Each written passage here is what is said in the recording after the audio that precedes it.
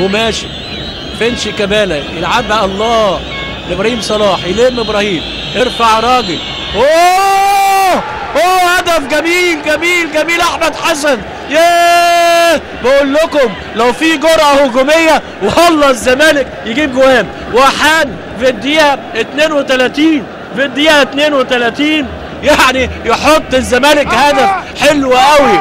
احمد حسن في الدقيقة 32 احمد حسن من الشوط الثاني يحط هدف، وهادي جماهير الزمالك 1 الزمالك لا شيء.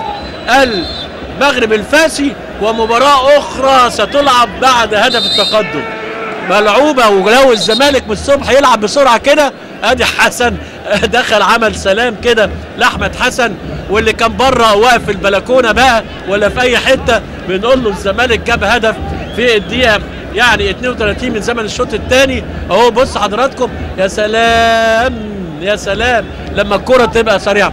ابراهيم صلاح اللي لعبها وكان في تحضير كويس، وابراهيم عامل ماتش حلو قوي. وادي احمد حسن عميد الكره المصريه وبيقول لحسن شحاته انت خليتني في الملعب عشان خبرتي.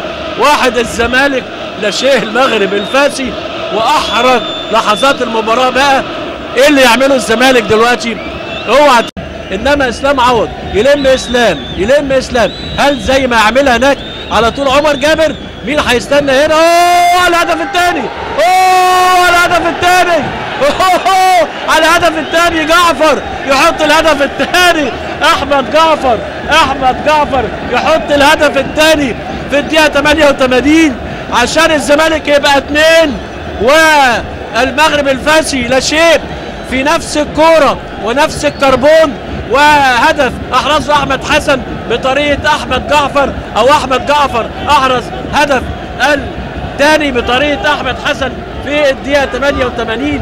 يعني ايه ناقص دقيقتين من زمن الشوط الثاني. 2 الزمالك لا شيء المغرب الفاسي. الناس اللي في الحر في البلكونات خشهم، الزمالك جاب هدف ثاني. عمر جابر اهو يلعبها وعم جعفر ينطحها ويحط هدف جميل قوي قوي. مش بقول لكم من اول اللعب لو الزمالك لعب كوره بسرعه عندهم عمق دفاعي على قده، عمق دفاعي تعبان.